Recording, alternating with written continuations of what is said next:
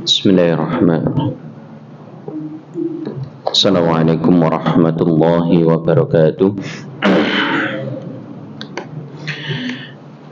Innal hamdalillah nahmaduhu wa nasta'inuhu wa nastaghfiruh wa na'udzu billahi min shururi anfusina wa sayyiati a'malina.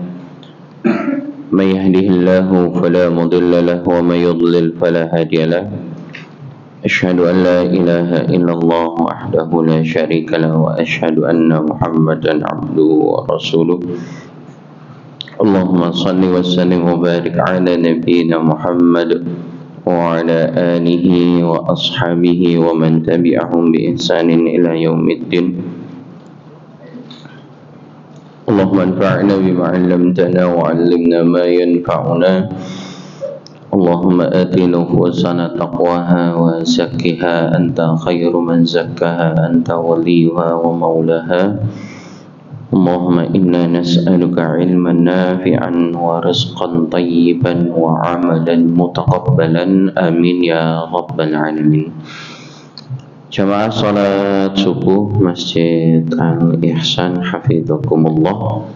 Monggo sama-sama kita awali kajian kita membahas kitab Al-Arba'in An-Nawawiyah. Kita awali sama-sama dengan bersyukur kehadirat Allah Subhanahu wa taala. Kita diberi nikmat, masih diizinkan oleh Allah Subhanahu wa taala bisa bangun dari tidur malam kita. Kita diberi nikmat oleh Allah Subhanahu wa taala, nikmat iman, nikmat Islam, nikmat hidayah, bisa datang untuk mengerjakan sholat subuh berjamaah serta duduk sejenak mempelajari agama kita.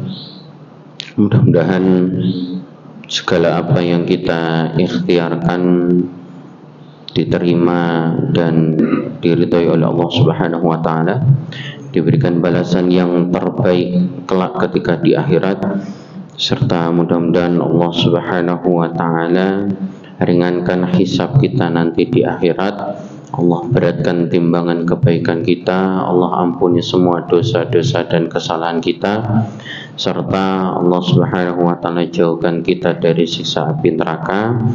Dan sebagaimana subuh ini Allah Subhanahu wa taala kumpulkan kita di rumahnya, mudah-mudahan Allah Subhanahu wa taala kelak akan mengumpulkan kita semuanya di dalam surganya. Amin ya rabbal alamin. Jamaah salat subuh hafizakumullah, di antara doa yang memang paling banyak dan sering, hampir Rasul tidak pernah absen meminta ini kepada Allah Subhanahu wa taala di pagi harinya. Di antaranya Rasulullah berdoa memohon 3 hal. Allahumma inni as'aluka ilman nafi'an wa rizqan tayyiban wa amalan mutaqabbalan. Rasulullah meminta kepada Allah Subhanahu wa taala agar dikaruniai ilmu. Tapi tidak hanya sekedar ilmu, tetapi ilmu yang dipelajari itu menjadi ilmu yang bermanfaat. Kemudian minta rezeki yang halal dan baik serta amal-amal yang diterima. Di antara makna ilmu yang bermanfaat, selain memang ilmu itu berasal dari Al-Quran dan Sunnah Nabi Muhammad SAW, para ulama kemudian menyampaikan makna ilmu yang bermanfaat adalah ilmu yang kemudian melahirkan, menghadirkan amal-amal yang salih. Jadi tidak hanya sekedar sebatas pengetahuan secara kognitif saja, tetapi ilmu yang bermanfaat adalah ilmu yang kemudian benar-benar difahami dari hati, dari segi afektifnya juga dia dapatkan, kemudian ada buahnya yaitu berupa psikomotorik, menghadirkan amal-amal yang solih. Nah, kemudian ini menjadi evaluasi buat kita bersama, kula jenengan juga semuanya. Barangkali yang insya Allah di sini sudah juga banyak senior-senior. Apakah kemudian selama ini kita ngaji, kita menuntut ilmu, semua ilmu yang kita pelajari ini sudah bermanfaat atau belum. Ilmu yang sudah kita pelajari kemudian apakah sudah kita amalkan atau hanya sekedar sebatas kita hadir di pengajian atau kemudian hanya sekedar mencatat saja tanpa kemudian menghadirkan amal-amal soleh. Selalu kita minta itu kepada Allah Subhanahu wa taala. Allahumma inna nas'aluka ilman nafi'an, ya Allah, berikanlah kepada kami ilmu yang bermanfaat, ilmu yang ketika dipelajari benar-benar masuk ke dalam hati dan kemudian menghadirkan amal-amal yang soleh. Mudah-mudahan apa yang kita pelajari pagi hari ini menjadi ilmu yang bermanfaat untuk kita baik di dunia maupun di akhirat. Amin ya rabbal alamin. Jamaah fidakumullah, melanjutkan kembali kajian kita membahas kitab Al-Arba'in An-Nawawiyah yang ditulis oleh Abu Zakaria Yahya ibn Sharaf An-Nawawi rahimahullahu ta'ala. Semoga Allah merahmati beliau, memberkahi ilmunya dan juga merahmati serta memberkahi siapa saja yang belajar dan mengambil ilmu dari kitab-kitab beliau. Di pertemuan sebelumnya kita sudah membahas hadis urutan ke-15. Nah, sekarang kita masuk di hadis urutan ke-16 di kitab Al-Arba'in An-Nawawiyah. Hadisu as-sadis asyara, hadis ke-16. Hadisnya pendek, insyaallah sudah hafal. Ya, sudah hafal. Kemudian juga banyak sudah mengetahui tentang keutamaan-keutamaannya serta bagaimana cara melakukannya, tinggal prakteknya ini. Ini kemudian kita mohon taufik kepada Allah Subhanahu wa taala supaya bisa mengamalkan hadis ini. Jadi di antara wujud seorang hamba umatnya Nabi Muhammad SAW cinta kepada sunnahnya adalah mengamalkan apa yang diajarkan oleh Rasulullah SAW, dan ini merupakan sunnah fi'aliyah. Rasulullah perintahkan, Rasulullah praktekkan, nah kita berusaha juga menirunya.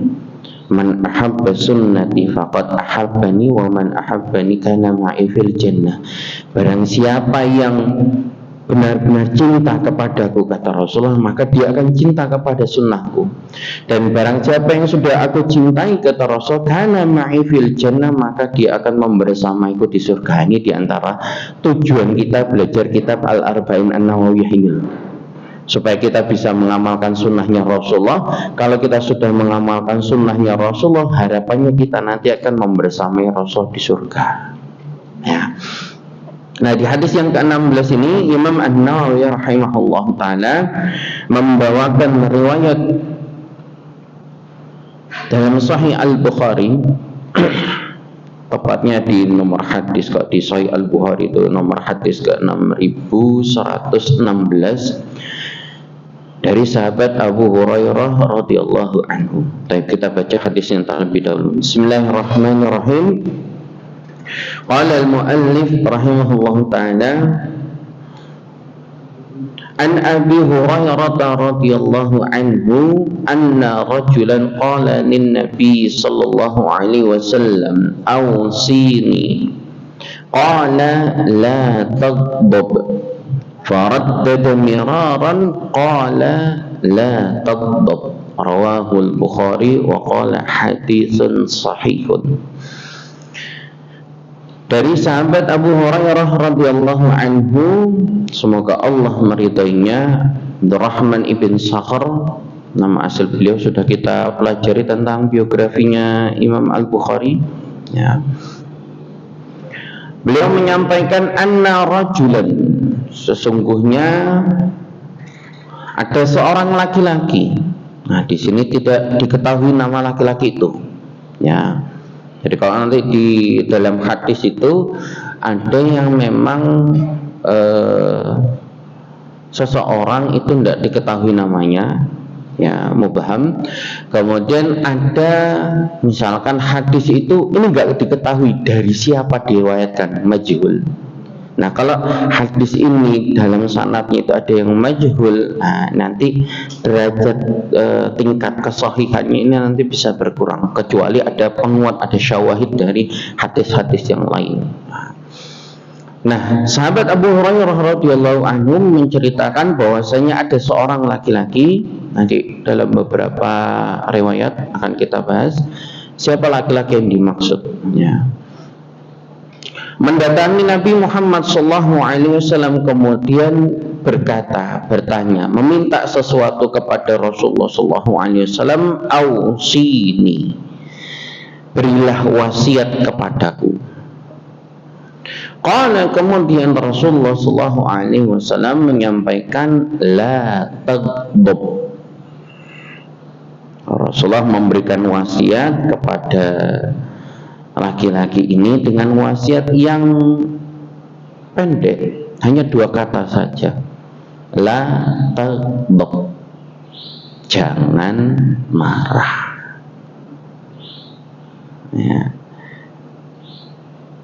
Faraddat miraran, kemudian laki-laki ini mengulangi lagi permohonannya kepada Rasulullah SAW, permintaannya kepada Rasulullah SAW, ausini, berilah aku wasiat ya Rasulullah, minta tambah wasiatnya kepada Rasulullah SAW. Rasulullah kemudian juga mengatakan hal yang sama, la taghdab, jangan marah. Nah, ini kemudian tadi di awal kami sampaikan, bisa jadi kita sudah mengetahui ilmunya, dan bisa jadi sudah kita berulang kali mendapatkan ilmu ini, tinggal prakteknya itu. Hanya seseorang tidak bisa dia beramal, mengerjakan satu amalan sholih kecuali karena taufik dari Allah Subhanahu wa Ta'ala. Kalau hanya sekedar mengandalkan kekuatannya, mustahil rasanya. Praktek yang sering terjadi, berapa banyak orang yang kalau suruh lari sampai puluhan kilometer kuat, ayo berangkat ke masjid untuk sholat, wah rasanya berat sekali. Karena kembali lagi, seseorang ketika mengerjakan amalan itu bukan kemudian dilihat sekuat apa fisiknya, bukan, tetapi karena dia mendapatkan pertolongan dari Allah Subhanahu wa Ta'ala. Demikian juga kita, jamaah fizakumullah, mau kemudian meluangkan waktu kita, ada yang berangkat menggunakan kendaraan, barangkali ada yang jalan kaki ke Masjid Al-Ihsan ini, bukan karena fisik kita kuat, enggak, tapi karena Allah yang memberi kemudahan kepada kita. Itu disyukuri, karena itu merupakan nikmat dari Allah Subhanahu wa Ta'ala. Minta supaya diistiqomahkan oleh Allah Subhanahu wa Ta'ala di atas iman dan takwa kepadanya. Nah, laki-laki ini datang menemui Rasulullah SAW, menyampaikan minta wasiat. Kemudian Rasul memberikan wasiat sederhana, dan ini merupakan jawami'ul kalim. Kata-kata yang disampaikan oleh Rasulullah ringkas, singkat, padat, namun memiliki makna yang sangat dalam. Rasul hanya sekedar mengatakan la taghdab, jangan marah. Ngomongnya enak, prakteknya Masya Allah. Jadi kita minta kepada Allah Subhanahu wa Ta'ala supaya ilmu ini bisa benar-benar kita amalkan dan kemudian kita istiqomahkan. Jamaah fillah, kemudian kita pelajari ada faedah-faedah yang kemudian sudah dituliskan oleh para ulama. Di antaranya sahabat Abu Hurairah radhiyallahu anhu menyampaikan anna rajulan, bahwasanya ada seorang laki-laki yang datang menemui Rasulullah SAW. Nah, laki-laki ini kalau di hadis yang di kitabnya jenengan itu nggak disebutkan namanya. Kalau nggak disebutkan namanya, memang untuk menjaga supaya apa? Ini kan orang punya sifat katakan tidak baik, itu kan tidak boleh diceritakan. Kalaupun mau menceritakan untuk memberikan jalan keluar, atau mungkin dia punya satu permasalahan, kemudian tidak mau kita ceritakan tentang keburukannya, sebisa mungkin memang tidak menyebutkan nama, sebisa mungkin. Tapi kalaupun terpaksa ya boleh. Tapi kalau sudah pun disebutkan namanya, ini nggak boleh kemudian disebarkan. Kenapa? Karena ini terkait dengan aib. Ini nomor satu pelajarannya. Kalau kemudian dalam sebuah hadis tidak didetailkan namanya. Nah, kemudian ada juga para ulama yang mencoba untuk mencari tahu siapakah sahabat yang dimaksud. Rajulan di sini itu siapa? Nah, kalau kemudian ingin mengetahui siapa laki-laki yang dimaksud, kemudian ada kaidah dalam ilmu hadis, itu tidak hanya sekedar ambil satu hadis simpulkan, enggak. Tapi ada kaidah al-jam'u wa taufiq. Kumpulkan dulu hadis-hadis yang semisal, baru kemudian ditarik benang merahnya. Nah, ini biasanya kalau sama Ustaz Dr. Zainuddin itu kayak gitu, membahas satu hal, hadis yang disampaikan macam-macam, ya, bahasnya cuma satu permasalahan, tapi hadis yang terkait itu sangat banyak. Itu namanya kaidah al-jam'u wa taufiq.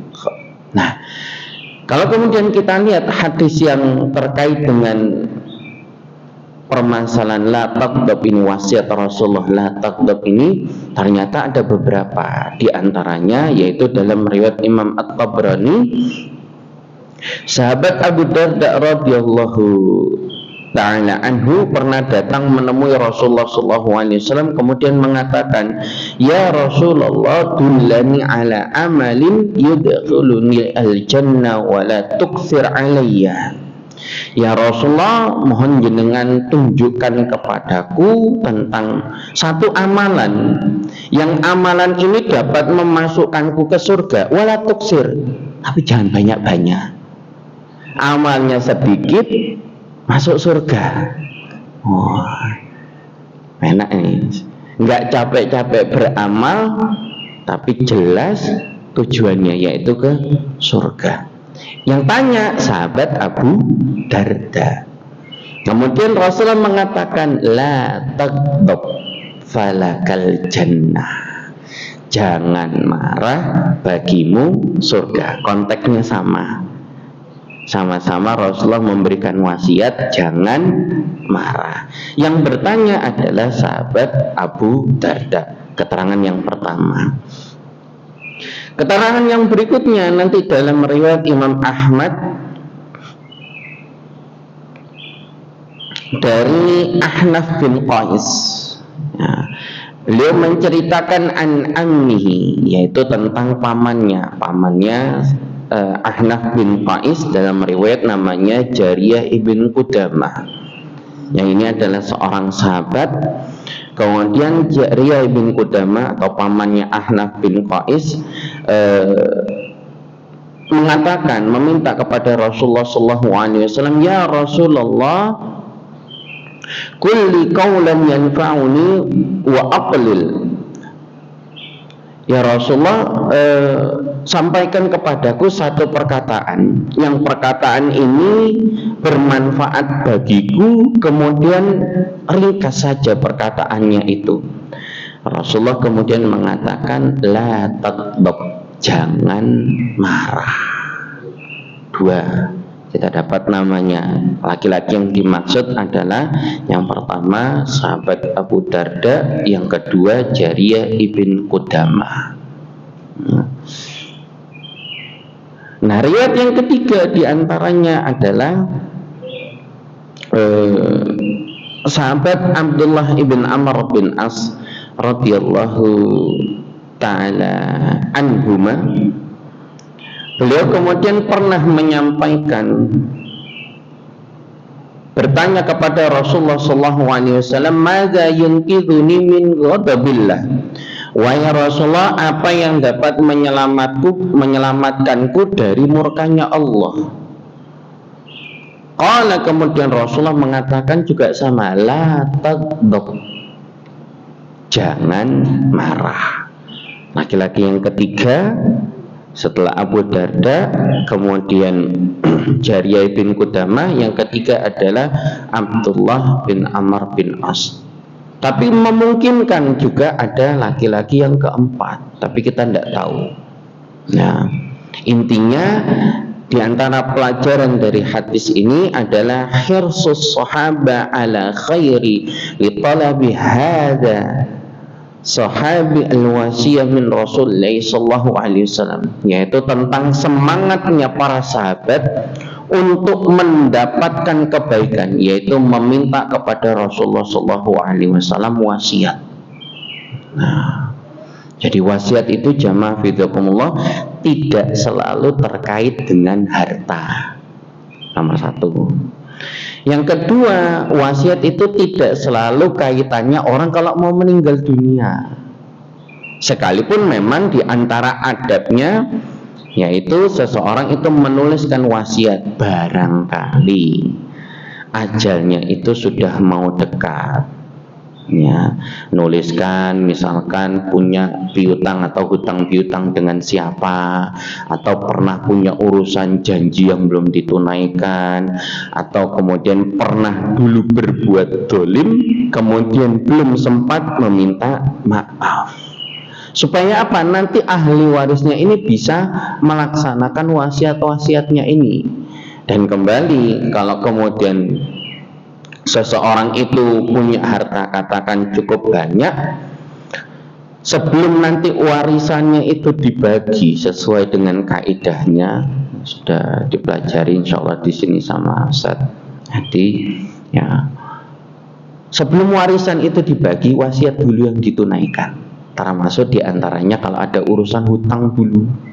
Jadi jangan kemudian warisan sudah dibagi ternyata loh ini ono wasiat hutang, nah terus hutangnya urusannya sopo. Jadi bingung.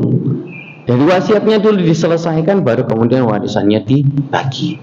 Itu yang pertama. Di antara pelajarannya adalah semangatnya para sahabat untuk mendapatkan kebaikan. Di antaranya para sahabat meminta kepada Rasulullah SAW agar diberikan wasiat. Kemudian jamaah fizakumullah, laki-laki ini mendatangi Rasulullah SAW kemudian meminta ausini, ya Rasulullah berikanlah kepadaku wasiat. Nah, pelajaran yang berikutnya tentang apa itu wasiat diterangkan, al-wasiyah hiya risalatun ila syakhsin ladaihi mas'alatun muhimmah. Wasiat itu adalah pesan kepada seseorang yang pesan ini terkait dengan perkara-perkara yang penting. Jadi kalau nggak seberapa penting ya nggak usah diwasiati. Ya, misal ada orang mau meninggal dunia, memberikan wasiat kepada keluarganya. Nanti kalau aku meninggal dunia sejak lali PPE pakani, itu yang dah terlalu penting-penting ya jangan. Contoh kalau kita ambil wasiat yang disampaikan oleh para nabi, ya, di dalam Al-Quran, monggo bisa dibuka mushafnya surat Al-Baqarah di ayat 132 tentang wasiat Nabiullah Ibrahim alaihissalam, ya, kepada anak keturunannya. A'udzubillahi minasyaitonir rajim. وَوَصَّى بِهَا إِبْرَاهِيمُ بَنِيهِ وَيَعْقُوبُ يَا بَنِيَّ إِنَّ اللَّهَ اصْطَفَى لَكُمُ الدِّينَ فَلَا تَمُوتُنَّ إِلَّا وَأَنْتُمْ مُسْلِمُونَ. Allah Subhanahu wa taala menyampaikan wa wassa biha Ibrahim, dan Nabiullah Ibrahim Khalilullah telah mewasiatkan banihi kepada anak keturunannya, ya. Wa Ya'qub, demikian juga wasiat ini dicontoh oleh Nabiullah Ya'qub alaihissalam, ya. Nanti bagaimana wasiatnya Nabi Yakub kepada anak keturunannya, termasuk nanti diwasiatkan kepada Nabi Yusuf alaihissalam, ya, karena Nabi Yusuf adalah anak dari Nabi Yakub. Nah, nanti wasiatnya Nabi Yakub ada di ayat berikutnya. Tapi kita belajar, ini wasiatnya Nabiullah Ibrahim alaihissalam kepada anak keturunannya. Innallaha astafa lakumuddin fala tamutunna illa wa antum muslimun. Nabiullah Ibrahim alaihissalam mewasiatkan kepada anak-anaknya, wahai anak-anakku, sesungguhnya Allah telah memilihkan agama ini bagimu, yaitu agama tauhid, beribadah hanya kepada Allah dan tidak menyekutukan Allah dengan sesuatu apapun. Dipilihkan agama Islam itu. Yang berikutnya, fala tamutunna illa wa antum muslimun. Wasiat Nabiullah Ibrahim alaihissalam yang berikutnya kepada anak keturunannya adalah janganlah kalian mati kecuali dalam keadaan Islam. Itu wasiat. Ya, lo berarti tidak boleh mewasiatkan terkait harta. Ya boleh saja, asal hartanya itu diingatkan agar bertakwa kepada Allah Subhanahu wa taala lewat jalan harta. Dan wasiat ini juga dicontoh oleh Nabiullah Yakub alaihissalam ketika mendekati kematiannya.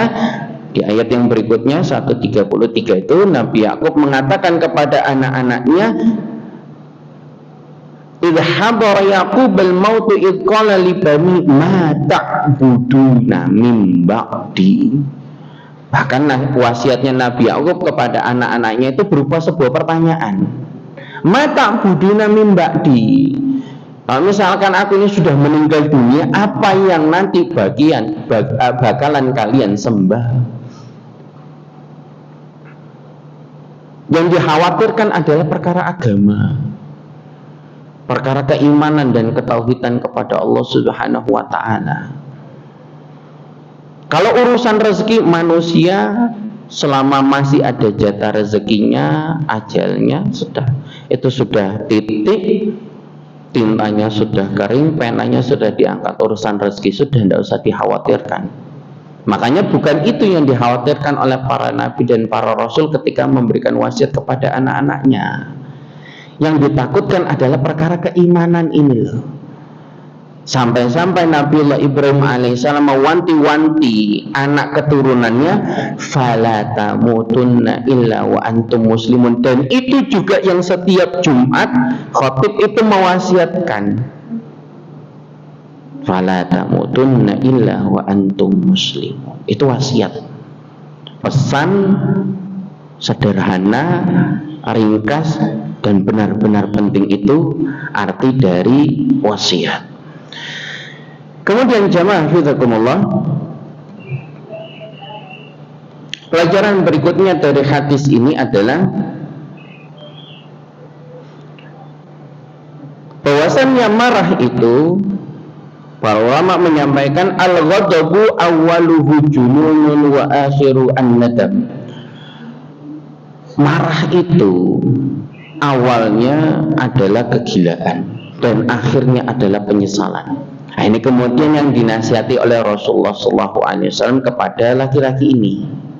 Ya, jadi Rasulullah SAW ketika memberikan nasihat, ya tidak hanya sekedar kasih nasihat saja, yang penting kan wis tak wae nasihat, tidak. Tapi Rasulullah SAW memberikan nasihat, memberikan wasiat itu juga lihat-lihat. Makanya Rasul itu kenal dengan para sahabatnya, tidak hanya sekedar kenal dengan nama, sampai kenal dengan karakter. Contoh diantaranya adalah ketika Fatimah bintu Qais datang menemui Rasulullah SAW minta pertimbangan tentang laki-laki. Ada beberapa laki-laki yang kemudian datang melamar beliau, Fatimah bintu Qais, sebutkan nama ini, nama ini. Kemudian Rasul katakan kalau Abu Jaham ini orang yang tidak pernah lepas tongkatnya. Arti kata lepas tongkatnya itu, satu, suka travel, pergi-pergi. Makna yang kedua, agak emosional. boleh memang menyampaikan aib seseorang kalau memang diantaranya adalah tujuannya itu tadi, untuk mengetahui ini calon pasangannya bagaimana karakternya, supaya apa, nanti tidak menyesal dalam pernikahan. Kemudian laki-laki yang kedua yaitu disampaikan, yaitu Umayyah bin Abi Sufyan. Sampaikan kalau Umayyah bin Abi Sufyan itu laki-laki yang fakir. Sampaikan. Nah terus gimana wahai Rasulullah? Fatimah bintu Qais sampaikanlah, Umayyah bin Abi Sufyan nggak di ACC, kemudian Abu Jam juga nggak di ACC. Akhirnya Rasulullah merekomkan satu nama, yaitu Usama bin Zaid. Menikahlah dengan Usama bin Zaid. Itu wasiat. Ya, tidak hanya sekedar memberikan wasiat, tapi juga tahu kira-kira orang ini yang dibutuhkan itu apa. Ya, kados jenengan datang ke dokter itu loh. Dokter, saya sakit, terus umbien obati. Loh, sakitnya kan belum tahu, kok main langsung kasih obat? Enggak. Diperiksa dulu, oh ternyata sakitnya di bagian kepala, berarti minumnya obat ini. Kalau sakitnya di bagian perut, minumnya obat ini. Demikian juga Rasulullah SAW ketika memberikan wasiat, nasihat kepada sahabatnya, itu Rasulullah kena, oh ini sahabat ini karakternya seperti ini. Makanya Rasul kemudian memberikan wasiat, la taghdab, jangan marah. Nah kemudian kalau di riwayat yang lain, laki-laki ini ketika meminta wasiat kepada Rasulullah SAW, kemudian Rasulullah mengatakan la taghdab, diulangi lagi, ausini ya Rasulullah, berikan wasiat kepadaku. Kemudian Rasulullah mengatakan la taghdab. Laki-laki ini kemudian mengatakan fa fakartu hina qala Rasulullah SAW la taghdab maqala fa idza ghadabu yajma'u syarra kullu. Dalam riwayat Imam Ahmad, laki-laki ini ketika Rasulullah memberikan wasiat kok diulang-ulangi la taghdab, la taghdab, la taghdab. Kemudian laki-laki ini berpikir, aku berpikir, kenapa Rasulullah kok ngasih nasihatnya itu jangan marah, jangan marah, jangan marah. Sampai kemudian laki-laki ini berkesimpulan bahwasannya marah itu adalah induk dari segala keburukan. Insya Allah. Berapa banyak keburukan-keburukan yang timbul diawali dari marah. Kata-kata yang nggak bisa terkontrol, tangan, ya yang kemudian ringan. Ya, berapa banyak perceraian terjadi itu diantaranya diawali dari KDRT, yang KDRT itu juga berawal dari kemarahan. Alhasil marah itu awalnya kegilaan dan akhirnya adalah penyesalan.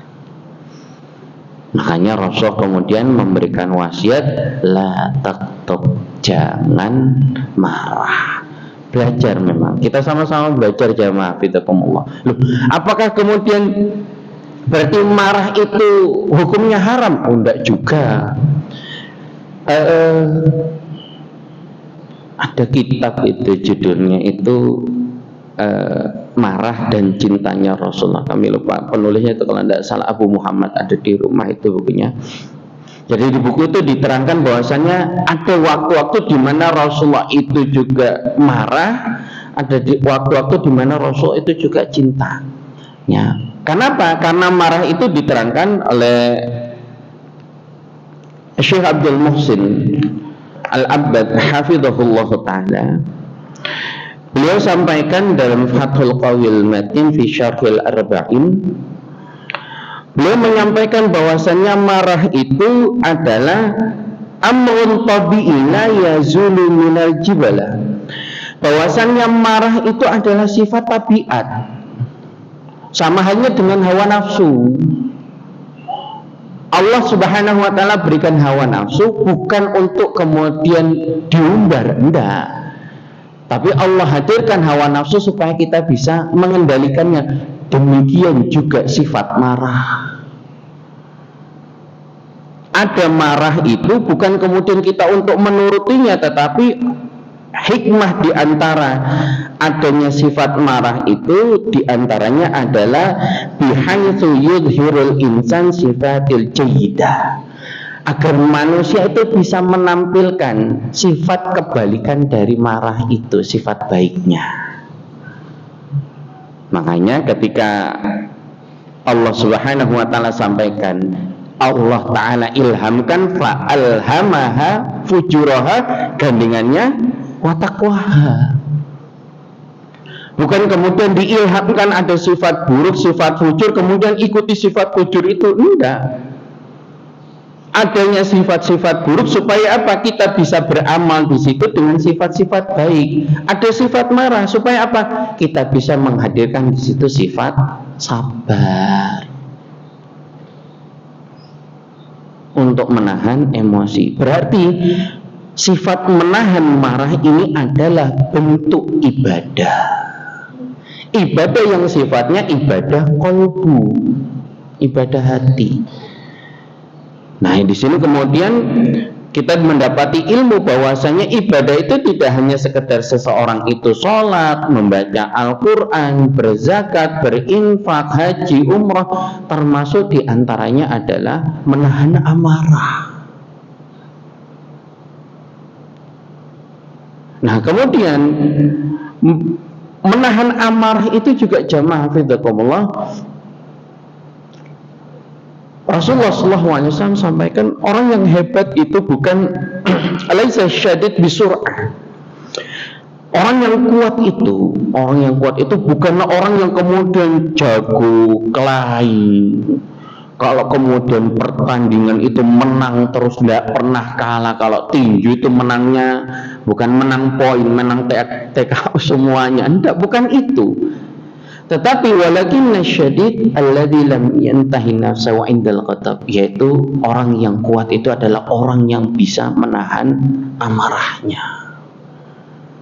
Yang bisa menahan amarahnya. Makanya bukan kemudian orang yang kuat itu orang yang bisa menghilangkan amarahnya, enggak, tetapi orang yang bisa mengendalikan amarahnya. Nah, di posisi ini jamaah fidakumullah, bahwasannya marah itu adalah sifatnya tabiat. Ada memang dalam diri manusia, bukan tujuannya untuk dimatikan, enggak, tapi untuk dikendalikan. Makanya kita dapati banyak riwayat Rasulullah SAW itu juga marah, tapi marahnya ini masih dapat terkendali, bukan kemudian meledak-ledak marahnya. Ini pelajaran juga buat kita jamaah fidakumullah, ketika kita marah ya berusaha memang mengendalikannya. Kalaupun sampai katakan memukul, ya sampai katakan memukul yang memang itu memberikan pelajaran, bukan memukul yang memang itu sifatnya menyiksa. Nah, contoh di antara riwayat yang Rasulullah SAW itu pernah marah. Aisyah radhiyallahu taala anha itu pernah menyampaikan kepada Rasulullah SAW yang ini memang kalau yang dihina itu pribadinya Rasulullah, itu Rasul seringnya nggak marah.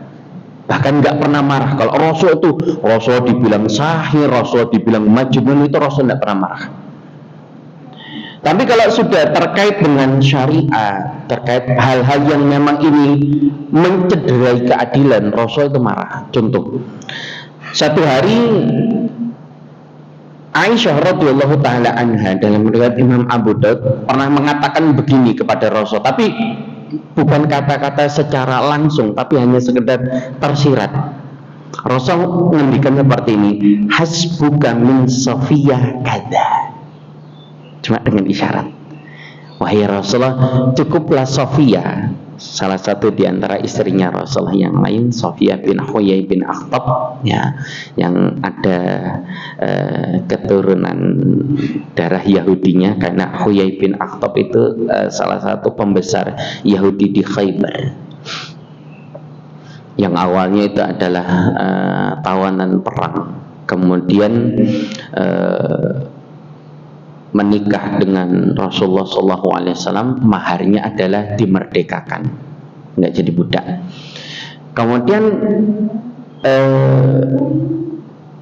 Aisyah mengatakan, ya Rasul, cukuplah Sofia itu gini. Maksudnya pendek. Memang Sofia dari segi postur memang lebih pendek. Aisyah itu nggak mengatakan Sofia itu pendek, oh enggak. Tapi mengisyaratkan gini, hanya sekedar isyarat saja. Tapi apa kata Nabi Muhammad SAW ketika Aisyah mengatakan Sofia itu gini dengan hanya sekedar isyarat? Rasul kemudian mengatakan, laqad qulti kalimatan law muzijat bima'il bahri lamazajtu.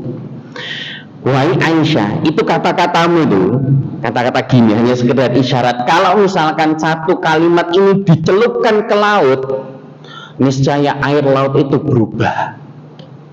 Marah memang Rasul, tapi kan marah di sini masih bisa dikendalikan.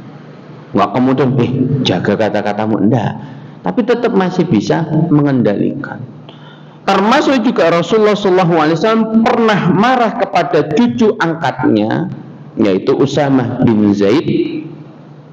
Ketika dalam peperangan itu Usamah bin Zaid berhadapan dengan seseorang yang ini sudah tinggal bacok gini sudah mati lah. Memang kalau dalam peperangan sudah seperti itu. Nah, ketika mau dieksekusi, laki-laki ini kemudian mengatakan la ilaha illallah. Nah, ternyata sudah mengucapkan seperti itu, tetap saja masih dilanjutkan oleh Usamah bin Zaid. Sampai kemudian cerita ini, kabar ini disampaikan kepada Rasulullah SAW. Rasulullah marah kepada Usamah bin Zaid, cucu angkat beliau, cucu kesayangan Rasulullah juga selain Hasan dan Husain. Kemudian Rasulullah marah kepada Usamah bin Zaid. Usamah ditanya oleh Rasulullah SAW, apakah kamu membunuh orang yang sudah mengucapkan la ilaha illallah? Kemudian Usamah mengatakan, orang ini mengucapkan la ilaha illallah itu untuk keselamatannya, biar nggak dibunuh. Dia nggak mengucapkan itu dari hati.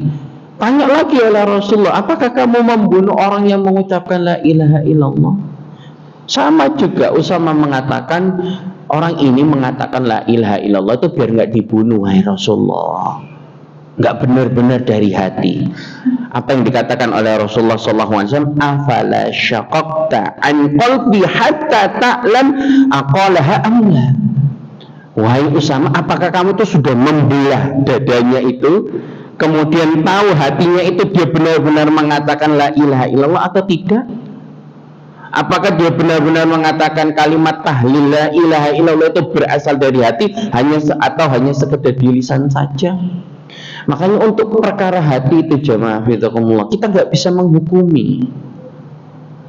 Termasuk juga ketika ada orang-orang munafik saat di Madinah itu memfitnah Aisyah radhiyallahu taala anha di kasus hadithul ifki. Itu para sahabat sudah geram, sampai kemudian Umar itu minta izin sama Rasul supaya Abdullah bin Ubay bin Salul ini dipisahkan antara kepala sama badannya. Sampai seperti itu. Tapi Rasulullah SAW mengatakan jangan. Kalau ini nanti sampai ketahuan, musuh-musuh Islam itu akan mengatakan bahwasanya Muhammad membunuh sahabatnya, sekalipun itu adalah munafik. Rasulullah marah, tetapi marahnya ini tetap terkendali. Nah, riwayat yang berikutnya Rasulullah SAW itu marah kalau agama syariatnya ini kemudian dihina, itu marah. Contoh, tidak tahu sudah sampai sini belum Ustadz Najih menyampaikan materi tentang di kitab Tauhid bab ke 48 tentang guyon, bercanda tetapi yang dijadikan candaannya itu adalah agama. Itu riwayatnya ketika di perang Tabuk, sedang perang,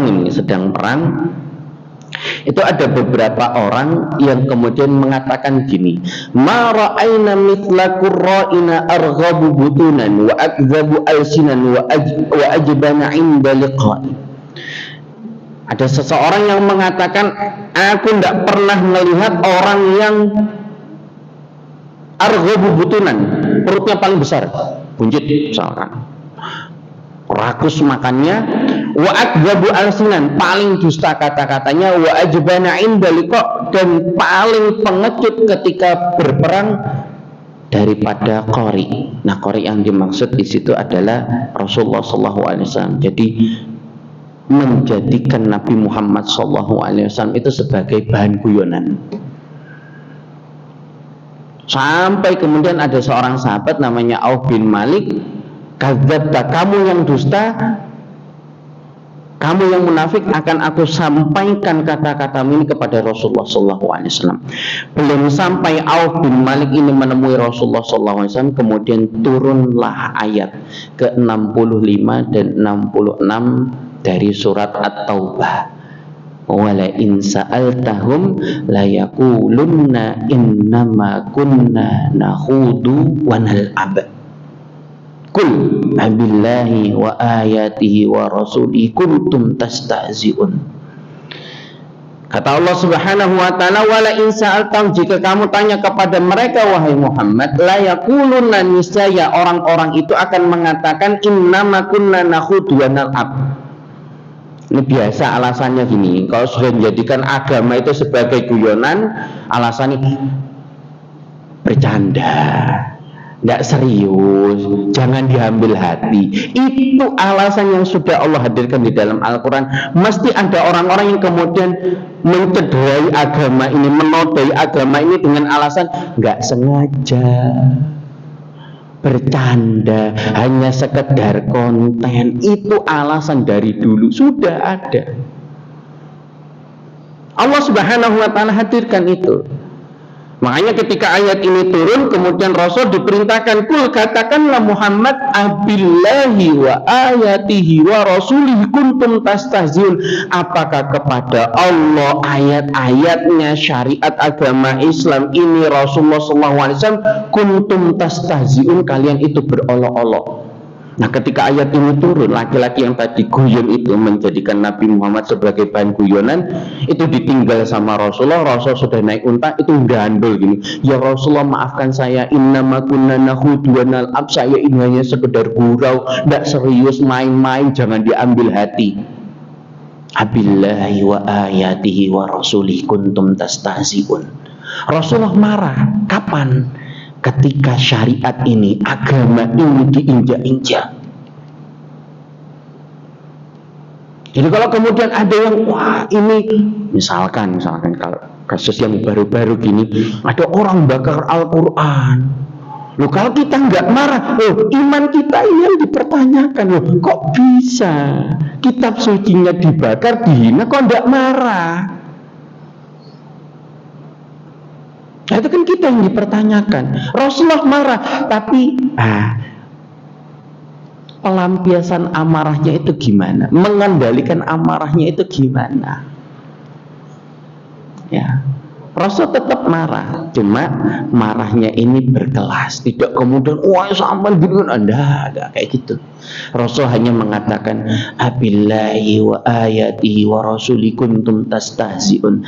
Apakah kamu dengan Allah, ayat-ayatnya, Rasulnya mengolok-olok? Nggak pantas kayak gitu. Jadi bukan kemudian sifat marah ini dihilangkan, enggak, tetapi marah ini kemudian dikendalikan. Nah, bagaimana diantara cara mengendalikannya? Sebagai penutup saja, kalau yang lainnya, ketika marah kemudian, kalau marahnya itu berdiri, duduk. Kalau marahnya itu dalam keadaan duduk berbaring. Kemudian kalau marah itu kemudian ambil air wudu, insya Allah jenengan sudah tahu. Kemudian mengucapkan ta'awudz, ya, mengingat tentang keutamaan menahan marah, itu insya Allah juga sudah tahu. Kami tambahkan saja di antara apa yang disampaikan oleh Syekh Abdul Muhsin Al-Abbad hafizahullah ta'ala. Beliau sampaikan, ijtanibu asbabil ghadabi wala tata'arrad lima yajlibuhu. Kata beliau, di antara tips supaya bisa mengendalikan amarah itu, ya, yaitu menjauhi sebab-sebab yang dapat menimbulkan amarah, menjauhi sebab-sebabnya. Ya, kalau misalkan dengan tahu kalau melakukan ini bakalan tersulut emosi kita, ini kemudian dijauhi. Ya, nggak mendekati sebab-sebab yang dapat menyebabkan kita itu marah. Contoh sebagai penutup, di perang Uhud, pamannya Rasulullah SAW itu menemui syahidnya Hamzah bin Abdul Muthalib. Yang membunuh Hamzah bin Abdul Muthalib itu Wahsy ibn Harb, yang di kemudian hari masuk Islam, dan ketika masuk Islamnya mengganti perbuatan buruknya di masa lalu, membunuh Hamzah bin Abdul Muthalib, dibalas ketika masuk Islam. Kalau dulu ketika aku kafir itu membunuh sebaik-baiknya manusia, ketika aku Islam membunuh seburuk-buruknya manusia, yaitu Musailimah atau Musailamah Al-Kadzab, dengan tombak yang sama. Makanya diantara syaratnya taubat itu kan mengganti perbuatan buruk di masa lalu dengan perbuatan baik. Wa atbi'is sayyi'atal hasanata tamhuha, dan iringalah perbuatan buruk yang sudah kamu kerjakan dengan perbuatan baik, niscaya terhapus. Sampai kemudian singkat cerita, Wahsy sendiri menceritakan ini dalam riwayat Imam Al-Bukhari, ketika beliau sudah masuk Islam, ya, karena memang dijanjikan merdeka, ternyata ketika sudah merdeka, respon orang-orang yang memerdekakan beliau itu ya tetap sama. Masya, kamu sekarang sudah bukan budak lagi, ya tetap bagi kami orang-orang musyrik yang ada di Mekah waktu itu ya sama aja, perlakuan itu sama saja. Akhirnya beliau kemudian benar-benar menyesal, akhirnya datang menemui Rasulullah, mengakui kesalahannya, kemudian menyatakan diri masuk Islam. Ketika bertemu dengan Rasulullah SAW, Rasulullah itu minta kepada Wahsy agar diceritakan secara detail bagaimana beliau membunuh Hamzah bin Abdul Muthalib. Itu diceritakan sampai kemudian riwayatnya panjang, Pak. Riwayatnya panjang dalam riwayat Imam Al-Bukhari itu. Riwayatnya panjang. Kami baca ini, aduh, apa ya? Nggak kebayang Rasul itu dengarkan paman yang beliau sayangi itu syahid, tapi diceritakan detail bagaimana Wahsy itu ngincar Hamzah bin Abdul Muthalib itu, sampai kemudian setelah sudah dieksekusi kan tidak selesai itu. Hamzah itu kan orang yang dendam itu, Hindun itu kan, kemudian ngambil belati, dibelah dirinya, dikunyah, kemudian dimuntahkan. Yang tahun 2006 atau 2003 itu ketika Baki itu banjir besar, itu Madinah banjir besar, diantaranya kan ada beberapa jenazah yang itu keluar. Nah, salah satunya itu jenazahnya Hamzah bin Abdul Muthalib masih utuh, masih keluar darah segar dan menimbulkan wangi yang sangat, nggak kebayang wanginya saat itu diceritakan. Sampai kemudian kalau misalkan dengan diberikan karunia oleh Allah Subhanahu wa ta'ala bisa haji atau bisa umroh, kemudian dapat kesempatan ikut masuk ke Baki, itu nanti ada satu makam nggak ditinggikan, hanya sekedar diberikan batas batu-batu gini. Itu makamnya Hamzah bin Abdul Muthalib. Sudah diceritakan Ya Rasulullah marah kepada Wahsy. Kemudian Rasulullah mengatakan kepada Wahsy gini, fahal tastati'u an tughayyiba wajhaka anni. Memang sudah dimaafkan sama Rasulullah, cuma Rasulullah minta gini, kalau memungkinkan, kalau bisa, tolong jangan tampakkan wajahmu di depanku. Rasul mengatakan itu kepada Wahsy. Khawatirnya kalau Wahsy ini menampakkan wajahnya di hadapan Rasul, marah lagi. Nah, Rasulullah mengkat ini supaya nggak marah, sebab yang dapat menghadirkan marah beliau itu nggak dilakukan. Wahsy, ya bahasanya kalau kamu menampakkan wajahmu di depanku itu nanti akan menimbulkan amarahku. Jadi tolong. Jadi setelah itu Wahsy itu hanya bisa melihat Rasul, tapi Rasul nggak pernah melihat dia. Tapi itu harga yang memang harus dibayar oleh Wahsy, supaya apa? Rasulullah tidak marah kepada beliau.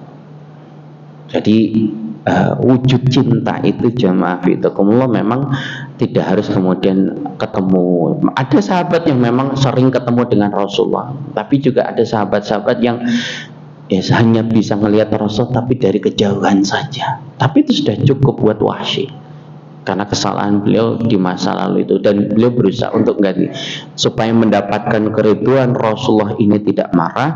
Beliau rela tidak sekalipun menampakkan wajahnya di hadapan Rasulullah SAW. Dan itu diantara tips yang diajarkan oleh Rasulullah supaya tidak terjatuh ke dalam marah. Selain memang kita berusaha untuk menahannya, jangan mendekati sebab-sebab yang dapat menimbulkan amarah itu sendiri.